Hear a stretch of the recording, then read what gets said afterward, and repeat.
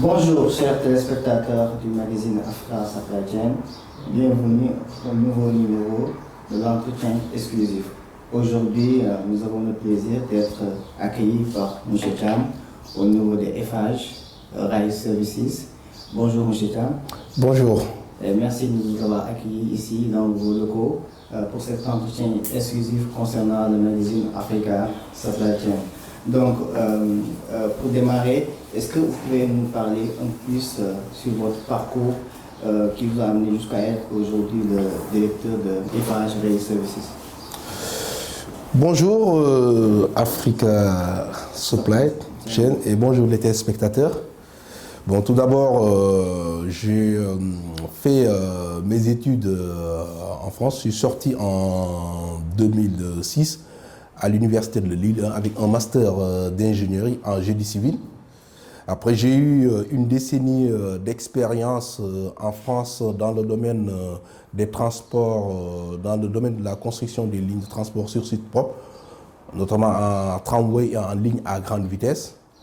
Après avoir travaillé pendant 10 ans en France, j'avais eu l'opportunité qui m'avait été offerte par le secrétaire d'État au réseau ferroviaire d'alors, M. Abdoulaye Nessal, qui m'avait débauché de chez Vinci, j'étais chez Vinci, pour venir mettre en pratique l'expérience acquise en France dans le domaine du transport ferroviaire.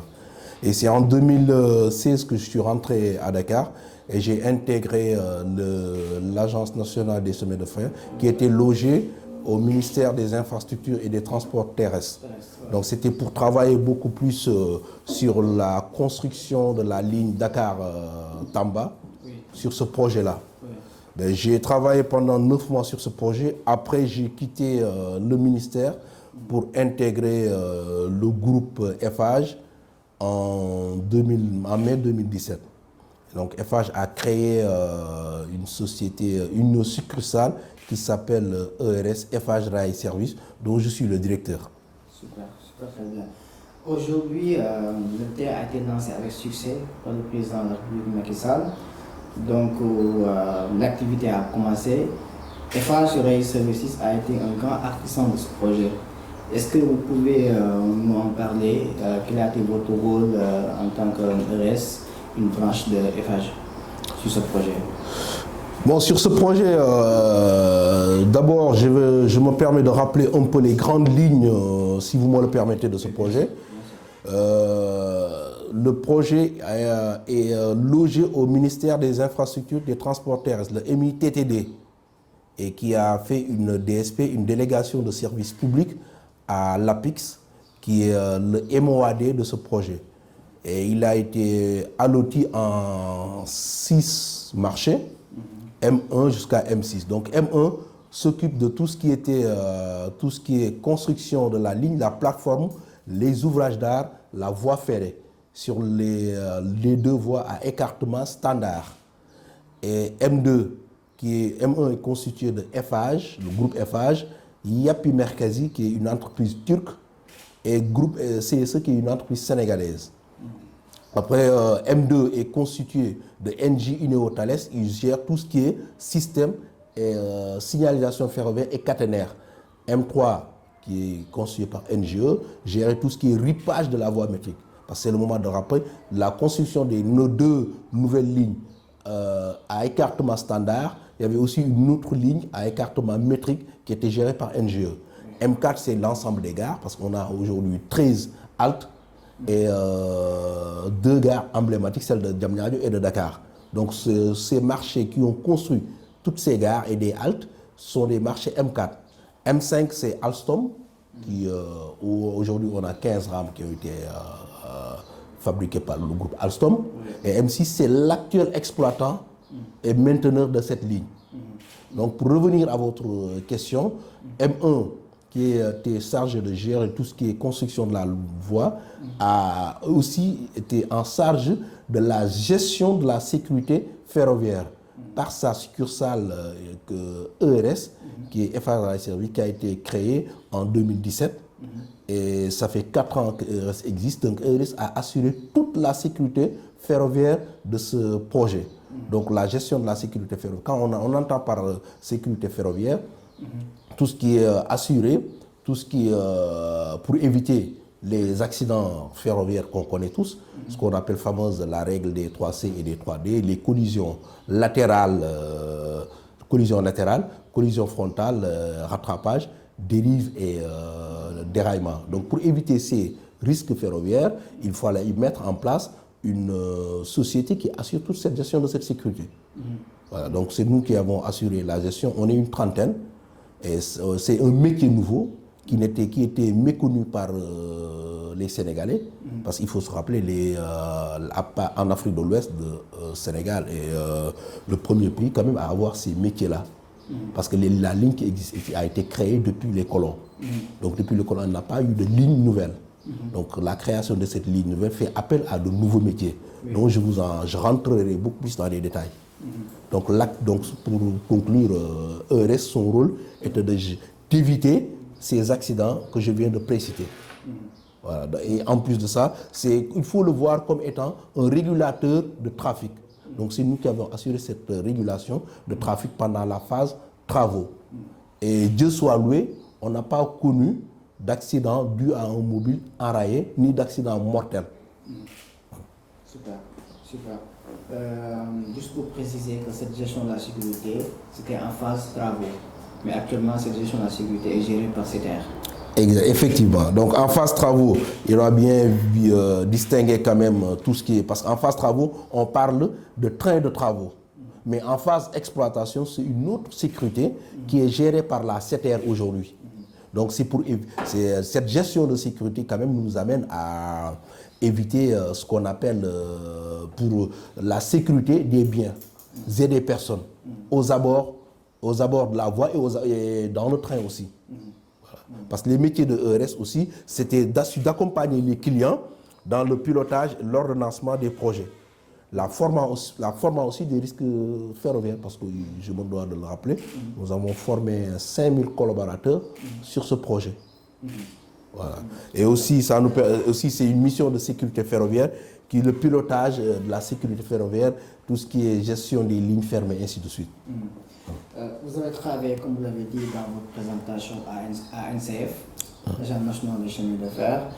Donc, vous savez que l'État du Sénégal a mis en place une politique ferroviaire nationale qui est supportée par des grands travaux, grands projets comme les terres, comme la réhabilitation de la ligne Dakar-Bonoko ferroviaire. Il y a aussi les grands trains du Sénégal qui a remplacé PTB.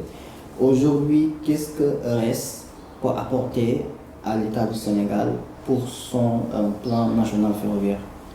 Bon, ERS, de par son expertise et l'expérience acquise dans la construction de cette ligne, peut accompagner, que ce soit les CSF, les chemins de fer du Sénégal, GTS, grands travaux, grands trains du Sénégal, et les miniers aussi. ERS peut les accompagner en tout ce qui concerne la sécurité ferroviaire. C'est-à-dire, aujourd'hui, eux, c'est des exploitants, on les appelle des opérateurs ferroviaires.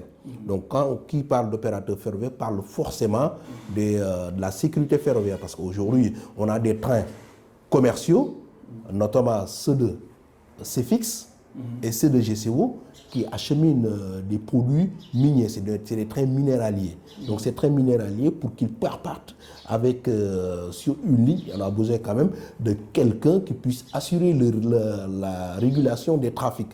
Et voir aussi pour éviter tout ce qui est accident des déraillements. Parce que je me permets de vous le rappeler, avant l'avènement de la construction de cette nouvelle ligne, on connaissait toutes les semaines un accident, des déraillements. À ça, on a connu sur l'ancienne ligne. Ouais. Donc, déraillement, en général, il est connu. Les causes d'un déraillement, c'est soit le matériel roulant ou l'infrastructure. Mais aujourd'hui, on a une nouvelle infrastructure. Donc, et les matériels roulants donc, sont un peu vétustes. Donc, ils ont besoin beaucoup plus d'un accompagnement pour essayer d'éviter ces accidents-là. Donc, cet accompagnement va jusqu'à la gestion de la sécurité, former aussi le personnel. Parce que le personnel qu'on a aujourd'hui, on a un problème de management de ces personnes. Il faudra les former au métier Parce que même sur la nouvelle ligne métrique qu'on a construite, il y a aussi des nouvelles technologies qui sont incorporées dans cette nouvelle ligne. Notamment les compteurs essieux. Donc des compteurs d'essieu, comptage par essieu, il faudra quand même former ces Sénégalais, ces cheminots sur ces nouvelles technologies. Donc nous, on peut apporter notre expertise en formant ces cheminots qui sont dans les entreprises comme la CFX, GCO, CSF. Donc c'est cet apport-là qu'on peut faire.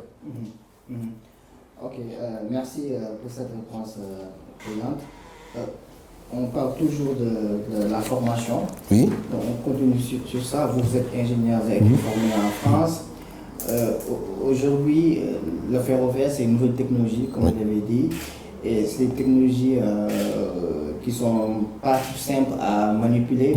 Aujourd'hui, qu'est-ce que vous avez prévu avec tous ces projets par rapport à l'État du Sénégal? Est-ce qu'il y a en tout cas des projets pour créer comme un INPG dans le pétrole et le gaz?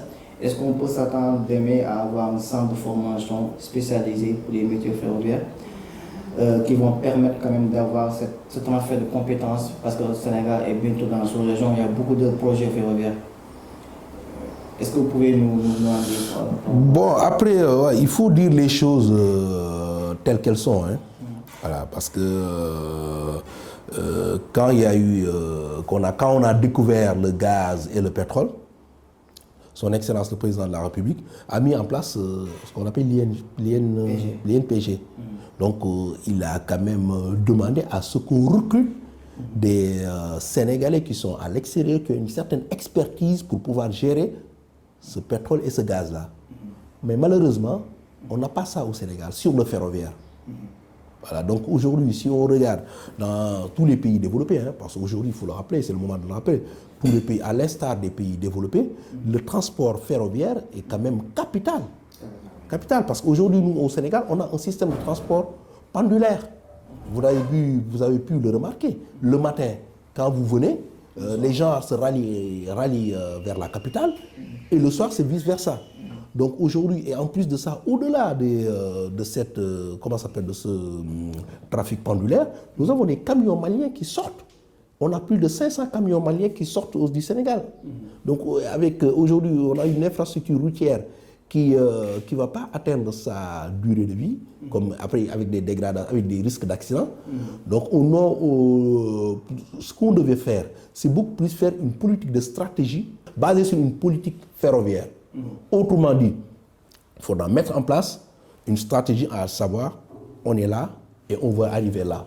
Et pour arriver, on est au point A et on va arriver au point B, ou au point C, on va dire. Et pour arriver au point C, il y a tel obstacle qui est le point B qu'il faudra franchir.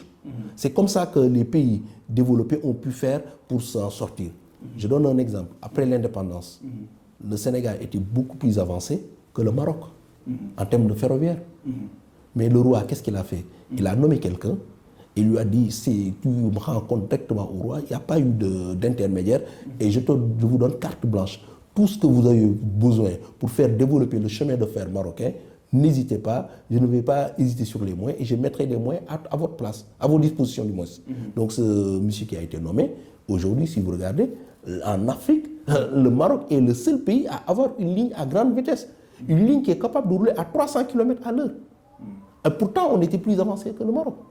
Donc aujourd'hui, ça montre qu'on a raté le coche sur la politique ferroviaire, la stratégie. Donc je pense que pour pouvoir se développer, il faut qu'on mette en place un institut de formation et mettre en place un secteur, soit le secrétariat d'État, il est là, donc le secrétariat d'État met en place quand même sa stratégie de développement pour savoir où il veut aller et quels sont les moyens pour y accéder. Parce qu'aujourd'hui, on est au XXIe siècle, il faut ça pour pouvoir se développer. Sans cette politique stratégique, on ne pourra pas se développer dans le secteur ferroviaire. C'est ça. Donc, vous avez parlé du Maroc tout à l'heure. Donc, on voit nettement quand même il y a un écart assez considérable entre des pays maghrébins comme Maroc, Tunisie, l'Algérie qui ont quand même des métros, des TGV. Si on va à l'Afrique subsaharienne, bon, il y a que le Sénégal peut-être qui a militaire, bientôt Abidjan aura le TGV. Il y a un écart quand même. Selon vous, qu'est-ce qui explique cet écart-là? Alors que, comme on l'a dit tout à l'heure, avant l'indépendance, du temps de l'époque coloniale, il y avait des rails, il y avait des trains qui roulaient. Et que même ces pays maghrébins n'avaient pas encore ça. Qu'est-ce qui explique aujourd'hui l'avancée beaucoup plus, comment dire, l'écart entre ces pays maghrébins et les pays en Afrique subsaharienne? Bon, après, il ne faut pas chercher loin pour savoir où se trouve ce gap, cet écart qu'on a connu. Parce que nous, la privatisation du chemin de fer a été, à mon avis, ça n'engage que moi, a été une erreur pour moi. Parce que si on compare, il faut toujours, quand on compare, il faut deux éléments de comparaison.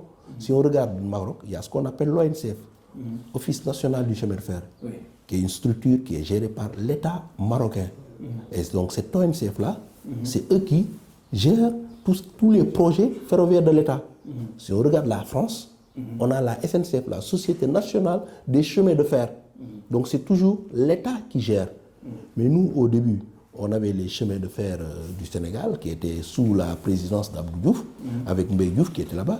Après, quand le gouvernement de M. Abdoulaye Wade est venu, ils ont privatisé le chemin de fer. Et on sait comment fonctionne en plus général certains opérateurs.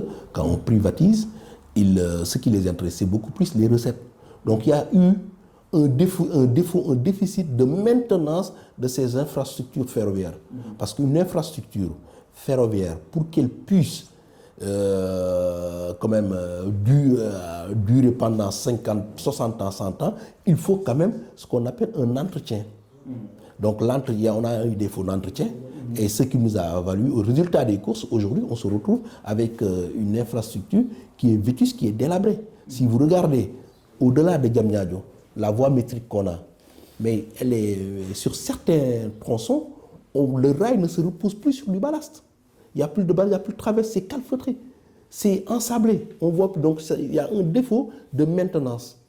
Donc ce défaut de maintenance vient d'un opérateur qui n'a pas su faire le travail, et aussi l'État du Sénégal n'a pas mis, parce que quand on privatise, si je dois privatiser ou je dois faire, signer un contrat d'exploitation à une autre service, à une autre entité, je dois quand même mettre en place ce qu'on appelle les critères de performance liés à l'exploitation, liés à la maintenance, liés à la sécurité. Donc ces corps de contrôle qu'on devait mettre en place, qu'on n'a pas mis en place, c'est ce qui nous a fallu quand même un système ferroviaire délabré au détriment des autres pays du Maghreb.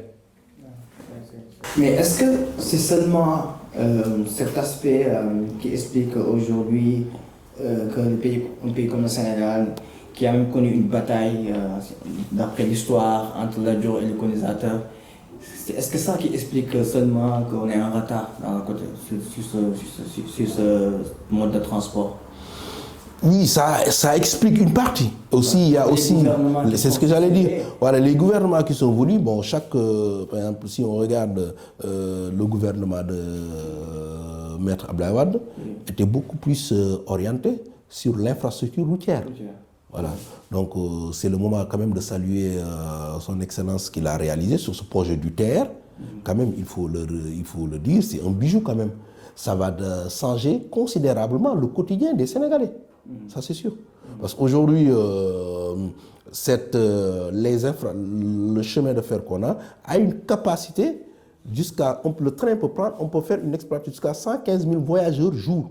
C'est la capacité. Pas aujourd'hui, c'est ce qu'on fait, mais je dis on peut jusqu'à 115 000 voyageurs jour. Donc ça va considérablement décongestionner l'autoroute.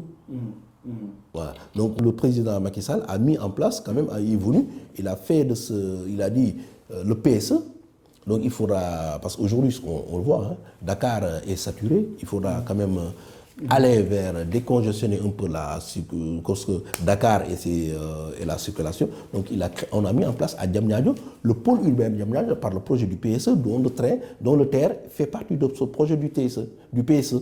Donc ce projet-là, c'est comme on dit, l'appétit vient en mangeant. Aujourd'hui, on a le TER, train express régional, le terme régional, qui va jusqu'à Diamniadio. Mais Diamniadio, c'est une région de Dakar. Donc pour la composante R, le régional, il faudrait que ce train aille jusqu'à Mbour ou Thiès. Mais aujourd'hui, l'objectif, en ce qui me concerne, c'est d'aller à Thiès au moins pour qu'on puisse avoir la composante régionale. Oui. Parce que Dakar-Thiès, c'est 70 km. Oui. Je prends juste un exemple. Moi, j'habitais à Bordeaux. Et je travaille à 150 km de Bordeaux, à Angoulême, plus précisément. Mais tous les matins, tous les jours, j'avais un abonnement. Je prenais le train. Je faisais 1 heure, 150 km, 1 heure pour aller rallier à mon lieu de travail et revenir tous les matins, soirs. Pendant 4 ans, je l'ai fait. Quand j'étais sur la construction de la ligne LGB. Donc aujourd'hui, 150 km, c'est quoi? C'est Dakar-Diourbel. Mais aujourd'hui, est-ce qu'un Diourbellois peut venir rallier Dakar pour travailler tous les jours et rentrer le soir? Non, pas possible. Donc aujourd'hui, ça montre l'importance capitale du chemin de fer. Parce que le chemin de fer ne connaît pas d'embouteillage. Ne connaît pas d'embouteillage. Et aujourd'hui, si on développe le chemin de fer, ça nous permettrait quand même de développer beaucoup plus, de décongestionner non seulement la route, parce que les camions maliens qui transportent, parce que 20% de notre économie, quand même, viennent du Mali. Oui. Ça, il faut le rappeler. Donc aujourd'hui, ça nous permet, aujourd'hui, si on suit quand même le Dakar-Bamako, si ce projet-là aboutit, donc ça permettrait quand même de gagner beaucoup plus en termes de durée de vie de nos infrastructures, en termes d'économie, parce qu'un voyage de train représente 50 camions. 50 camions. Voilà. C'est ça. Donc vous avez travaillé sur le projet Dakar-Tambacounda ferroviaire. Est-ce que vous pouvez nous dire aujourd'hui, est-ce qu'il y a des mises à jour, des updates, des nouvelles, parce que ça fait un bon moment qu'on n'a pas eu de nouvelles sur ce projet-là. Ça tient toujours? Oui, ça tient toujours. Aujourd'hui, parce que bon, comme comment dirais-je, les jours, comme on dit, hein, les jours se suivent et ne se ressemblent pas. À l'époque, en 2016, quand j'étais à l'agence, l'ANCF, qui est maintenant, qui est devenu maintenant CSF, ce projet, c'était quoi le projet? C'était de faire la continuité Diamniadio jusqu'à Tambacounda, avec un hub logistique à Tamba. Parce que Tamba, quand même, c'est une région qui représente un carrefour. Donc le but, c'était, si aujourd'hui, on a des produits qui viennent, des produits maliens, de les transporter depuis la gare de Dakar jusqu'à Tamba. Et à partir de Tamba, on crée un port sec à Tamba, comme au Maroc, à Tanger, je pense que c'est à Tanger, une ville du Maroc où il y a un port sec. Il y a un port sec, donc à partir de Tamba, les conteneurs, on les décharge là-bas et les camions, ils partent de Tamba pour rallier Mali-Kidira. Donc c'était ça l'objectif. Donc nous, on avait mis en place cette maquette, ce projet pour pouvoir faire ça. Avec la voie, bien entendu, avec un écartement standard.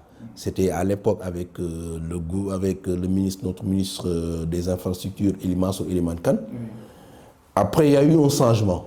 Maintenant, paraît-il qu'après, c'est les Canadiens qui veulent faire ce projet, Dakar-Tamba ou Dakar-Bamako.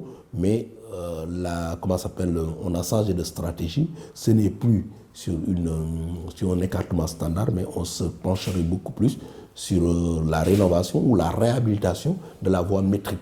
Ok. Voilà. L'État du Sénégal est confronté à la demande d'emploi.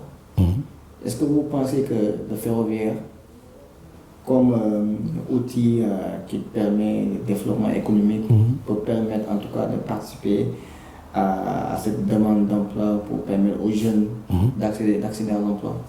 Ben oui, forcément, le projet de ferroviaire, c'est les métiers je vais prendre même le ferroviaire dans sa globalité. Je vais juste vous rappeler une petite, vous rappeler l'histoire. Mais regarde, quand on était jeune, jusqu'en 2000, moi je suis rentré en 2006, jusqu'en 2012, le Dakar-Bamako, quand il traversait les grandes villes, comme Diourbel, comme Koungheul, Diourbel, Koungheul, Tamba. Mais ces villes, au niveau des gares, il y avait du commerce au niveau de ces gares. Dans ces gares, il y avait du commerce. Donc il y avait de l'emploi qui créait. C'était attractif. Mais aujourd'hui, ça fait plus de 5 ans, il n'y a pas eu de train qui a quitté le Mali pour rallier Dakar.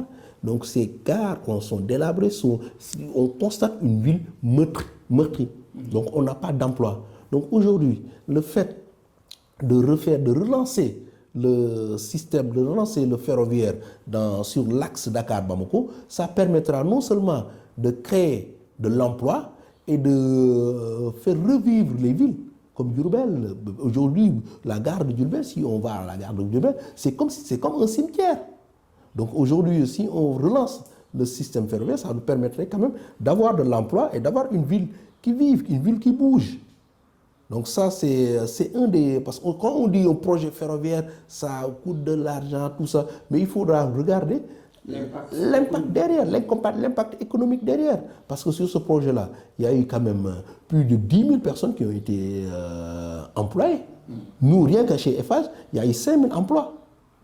Mine de rien, 5 000 emplois. Et au-delà, on a fait travailler quand même les sous-traitants, les entreprises sénégalaises, des petites entreprises sénégalaises. On les a fait travailler. Actuellement, on fait travailler beaucoup d'entreprises au niveau des gares, des haltes, les 13 haltes et gares. Il y a eu du commerce. Donc il y a quand même, ça crée forcément de l'emploi. Donc aujourd'hui, l'État doit beaucoup plus regarder sa politique de stratégie et l'orienter vers le système ferroviaire. Non seulement ça va désengorger toute la circulation, et aussi ça va créer de l'emploi. C'est un vecteur qui crée des métiers, de nouveaux métiers dans ce ferroviaire. Et il y a beaucoup de nouveaux métiers dans ce ferroviaire. Et de ces nouveaux métiers-là, nous, notre projet aujourd'hui, c'est de mettre en place un centre de formation. Aujourd'hui, si vous regardez l'exemple du Maroc, il y a l'IFF, Institut de formation ferroviaire, qui existe. Donc même, je vais vous donner un exemple. En France, la SNCF envoie ses employés pour être formés au Maroc pour revenir. Donc nous, cette plateforme de formation, ce centre de formation, on a un projet de le mettre ici en place. Et on n'est pas à l'étape de réflexion, mais c'est beaucoup plus avancé.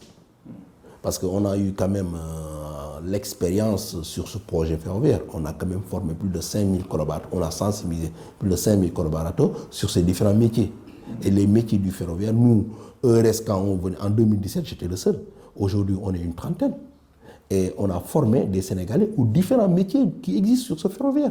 On a les responsables zones de travaux, on a les agents train travaux, on a les responsables exploitation ligne fermée, on a les OSR, on a même créé au CNRS une entreprise spécialisée caténaire qui permet de mettre en place des perches pour pouvoir travailler en toute sécurité. Donc il y a une panoplie de formation de ces métiers, au-delà des poseurs de voies même. Parce qu'il y a des poseurs de voies, parce que si vous voulez, le ferroviaire, il est large. Il est large. Donc il y a beaucoup de corps d'État, si vous me permettez l'expression. Donc aujourd'hui, l'objectif, c'est ce centre de formation, former des Sénégalais pour que demain, qu'ils puissent aller dans la sous-région, travailler comme aujourd'hui, nous, notre objectif. Je suis en pourparlers avec Bouygues, pour ne pas les nommer, Colas, pour le métro d'Abidjan, pour pouvoir apporter notre expertise sur ce projet du métro d'Abidjan. Donc on est en pourparlers avancé. Donc c'est quelque chose quand même c'est une expérience qu'il faudra qui a salué quoi. L'expertise sénégalaise qui a travaillé sur la terre et aujourd'hui qui se déploie dans la sous-région. Expertise. Nous, au moins, avant l'avènement de la Covid, on avait formé des Sénégalais, une dizaine, et on avait monté en place un dossier d'expatriation. Donc c'était l'expatriation en sens inverse, qu'on n'a jamais connu au Sénégal. Donc j'avais 10 Sénégalais qu'on a monté le dossier au niveau de l'ambassade. Ça a été validé, ils ont eu un visa de 12 mois. Donc ils devaient aller en France, travailler sur des chantiers ferroviaires et avec des conditions d'expatriation. Ils étaient payés à 2 500 000 par mois, chaque Sénégalais. C'est le jour, un samedi qu'ils devaient embarquer. C'est le mardi que M. Macron, le président de la République, avait fermé les frontières. Donc c'est la Covid qui a tout chamboulé. Donc là, c'était juste une parenthèse pour vous montrer l'expertise sénégalaise. Donc aujourd'hui, si on forme les Sénégalais, on doit être capable, si les uns, on n'est pas plus bêtes que les autres. Si les uns parviennent à le faire, on doit être en capacité, nous aussi, de pouvoir le faire. Il n'y a pas de mystère, c'est juste une formation. Et la formation, le ferroviaire, il n'est pas inné. Il faut former les gens.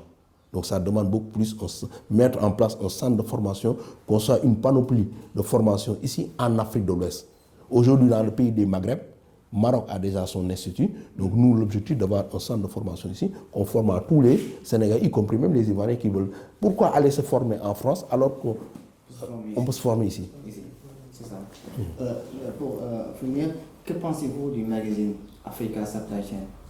Bon, Africa Supply Chain, c'est un magazine que j'ai découvert récemment, quand vous m'avez contacté, mais sur les réseaux sociaux, et ce que j'ai lu, c'est quelque chose que je salue quand même. Voilà, franchement, ça permet au fait aux Comores mortels au Sénégal de découvrir quand même, ça permet aussi de faire découvrir d'autres Sénégalais. Par exemple, nous, EURES, on connaissait, il y a beaucoup de... le métier ferroviaire est méconnu des Sénégalais. Donc aujourd'hui, si on a un magazine qui essaie quand même d'apporter une communication extérieure à ces Sénégalais, ce n'est qu'à saluer. Et je vous encourage vraiment sur cette dynamique, sur cette lancée. Et je pense que ça ne s'arrêtera pas ici. Il faudrait essayer de regarder aussi, que ce soit en Afrique de l'Ouest, ainsi de suite, quoi. Voilà. Quel est le mot de fin pour vos partenaires, vos clients, vos collaborateurs? Bon, le mot de fin, c'est je ne pourrais pas terminer sans pour autant remercier dans un premier temps l'APIX, le maître d'ouvrage délégué par son directeur général Moutagassi et son directeur de projet Latirnia, qui nous a fait confiance sur ce projet, qui a fait confiance au groupe FH. Quand on a nous assuré cette gestion, il y avait aussi de l'exploitation, que je n'ai pas parlé, de l'exploitation en phase provisoire des essais dynamiques. Donc c'était quelque chose qu'on n'avait jamais fait et ils ont eu la confiance, ils ont eu confiance en nous confiant cette mission. On était aussi en partenariat avec une entreprise française qui s'appelle Atif. Parce que nous, on travaille en partenariat avec d'autres entreprises françaises qui évoluent dans la même branche.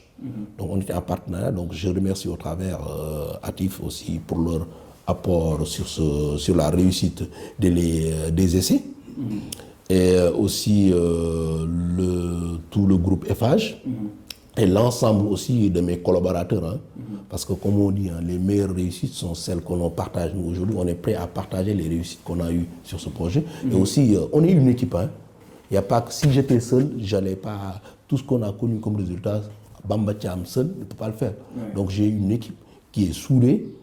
Et Dieu soit loué, je rends grâce à Dieu sur ça, quoi, parce que on a un système de management qui est un peu, parce que comme on est une trentaine, donc on a un management qui est, comme on est une famille, on va dire. On est une famille. Je remercie tous mes collaborateurs du moins, et je remercie aussi Africa Supply d'être venu nous faire cette interview pour mieux faire connaître aux Sénégalais nos différents métiers. Oui, merci. Donc nous remercions M. Thiam pour cet entretien exclusif qu'il nous a accordé. Chers téléspectateurs, nous vous donnons rendez-vous pour un nouvel entretien du magazine Africa Supply Chain dans 2 mois.